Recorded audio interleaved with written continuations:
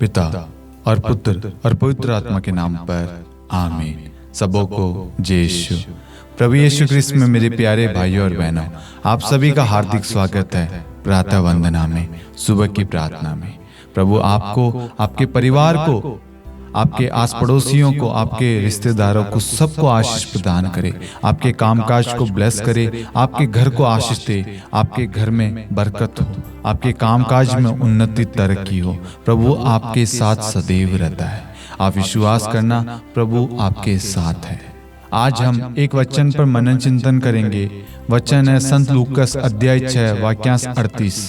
वचन इस प्रकार है, दो और तुम्हें दिया जाएगा, दबा दबा कर, हिला हिला कर, भरी हुई, ऊपर उठी हुई पूरी नाप तुम्हारी गोद में डाली जाएगी, क्योंकि जिस नाप से तुम नापते हो उसी से तुम्हारे लिए भी नापा जाएगा। Hallelujah, hallelujah.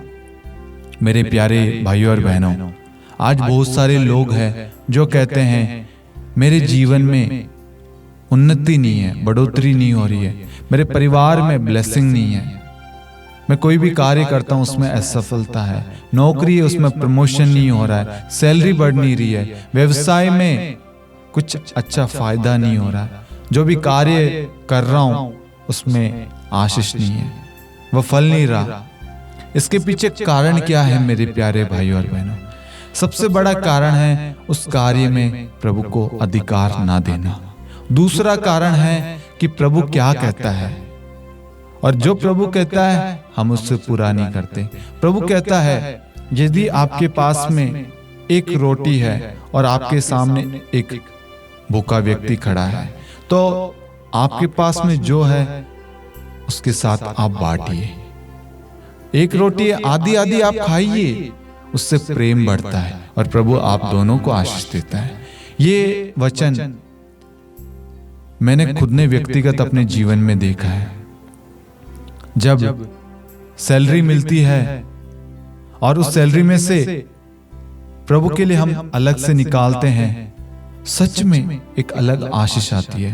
प्रभु के लोगों के लिए, प्रभु के कार्य के लिए, किसी गरीब के लिए, उसके खाने के लिए, उसके कपड़े के लिए, किसी की बीमारी के लिए, जब हम दान देते हैं, मदद करते हैं, गुप्त दान, दिखाने के लिए नहीं, दिखावटी नहीं, फ्लैक्स लगाना, सोशल मीडिया पे डालना, वो वाला दान नहीं, दिल से, हृदय से जो हम मदद करते हैं, उसकी वजह से हमारे घर में आशीष आती है। आज वचन कहता है, दो और तुम्हें दिया जाएगा। जब हम खुले हाथ, सच्चे दिल से, सच्चे मन से किसी की मदद करते हैं, किसी की सहायता करते हैं, अपने पास में जो है उसमें से किसी की सहायता करते हैं, प्रभु आपकी झोली भर देता है, आपके कामकाज को ब्लेस करता है। सुबह जब आप ऑफिस जाते हैं, किसी की सहायता कीजिए, किसी की मदद कीजिए। आपके पास में घर में रोटी बच गई है, खाना बच गया है, आप किसी को खिला सकते हैं, किसी की मदद कर सकते हैं। एक दिन आप उपवास कीजिए और वह एक टाइम का खाना किसी गरीब को, किसी आश्रम में आप भेजिए। आपका जब बर्थडे आता है, आप पार्टी सब कुछ करते हैं, आप उसी बचे हुए खाने को कहीं और भी भेज सकते हैं, वो खाना भी वेस्ट नहीं होगा। और प्रभु की अगर प्रेरणा आपको मिलती है, आप आश्रम में जाइए या उन बच्चे, गरीब बच्चों के साथ में अपना बर्थडे मनाइए, अपनी पार्टी सेलिब्रेट करिए, अपनी एनिवर्सरी हो, किसी प्रकार का कार्य हो, आप उनके साथ शेयर कीजिए, ताकि प्रभु आपको बहुतायत से आशीष देगा। ये मैं नहीं, वचन कहता है, प्रभु का वचन कहता है संत लूकास अध्याय 6 वाक्यांश 38, दो और तुम्हें दिया जाएगा। किस तरीके से प्रभु देता है? दबा दबा कर, हिला हिला कर, भरी हुई, ऊपर उठी हुई पूरी नाप तुम्हारी गोद में डाली जाएगी, क्योंकि जिस नाप से तुम नापते हो उसी से तुम्हारे लिए भी नापा जाएगा। जब भी आप किसी की मदद करते हैं, आपके मन में ये सोचना है, मैं इतना दे रहा हूँ, मैं इतना कर रहा हूँ, मैं उसकी मदद करता हूँ। कभी भी आप किसी की सहायता करते हैं, उसको कभी भी गिनाना नहीं, उसको कभी भी किसी के सामने बार बार बोलना, मैंने तेरी मदद करी, मैंने तेरे को पानी पिलाया, मैंने तेरे को गाड़ी दी, मैंने तेरी सहायता करी, मैंने तेरे लिए ये किया, नहीं, इसका कोई भी मतलब नहीं है। प्रभु कहता, जिस नाप से तुम नापते हो उसी से तुम्हारे लिए नापा जाएगा।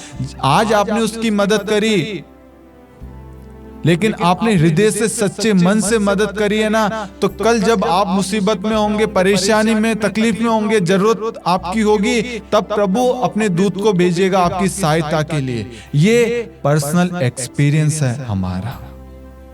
सच में अपने जीवन में आप आशीष पाना चाहते हैं, आप दूसरों की सहायता कीजिए, दूसरों को स्वीकार कीजिए। स्वीकार का मतलब है यदि आपके पास में अनाज है, आप सक्षम हैं, आप हर महीने किसी ना किसी की सहायता कीजिए। अपनी सैलरी में से कुछ अंश निकालकर आप लोगों को दीजिए। गरीब लोग, आश्रम से आप मत देखिए उनके पास में है या नहीं, पता नहीं कब किसकी परिस्थिति कैसे बदल जाए। आज हमारे पास में धन दौलत है, कल क्या पता हमारा कामकाज बंद हो जाए, हम भी फुटपाथ पर आ जाएं। किसी की परिस्थिति किसी के हाथ में नहीं है, सब कुछ ईश्वर के हाथ में। इसलिए आपके पास में जो है उसमें आप खुश रहिए और उस खुशी में दूसरों को सहभागी बनाइए। जब आप दूसरों की सहायता करेंगे, भला कार्य करेंगे, दूसरों की सेवा करेंगे, वृद्ध आश्रम जो है वहां जाइए, बुजुर्गों की सेवा कीजिए, उन्हें दवाई में, उनके आर्थिक रूप से किसी भी तरीके से आप सहायता प्रदान कीजिए, आपको प्रभु आशीष देगा। ये आप एक बार करके देखिए। जब आप करेंगे, मैं ये कहूंगा, एक पुण्य की वजह से, एक अच्छे कार्य की वजह से जो परेशानी आपके घर में है, आपके जीवन में है, वह दूर हो जाएगी। जो भी मुसीबतें थी, जो भी बंधन थे, वह सब दूर हो जाएंगे, क्योंकि प्रभु आपके परिवार को ब्लेस करेगा, आपके कामकाज को, आपके बच्चों को, आपके व्यवसाय में, हर चीज में प्रभु ब्लेस देगा। जो उन्नति नहीं हो पा रही थी आपके कामकाज में, सैलरी नहीं बढ़ पा रही थी, प्रमोशन नहीं हो पा रहा था, हर कार्य में आपको बढ़ोतरी दिखेगी। ये प्रभु का वचन है। Hallelujah, hallelujah. मैं आशा करता हूं कि प्रभु के वचन ने आपको एक सही मार्ग दिखाया है। प्रभु के वचन के द्वारा आप सबको, आपके परिवार को आशीष प्राप्त हो। पिता और पुत्र और पवित्र आत्मा के नाम पर आमीन। जय यीशु सभी को।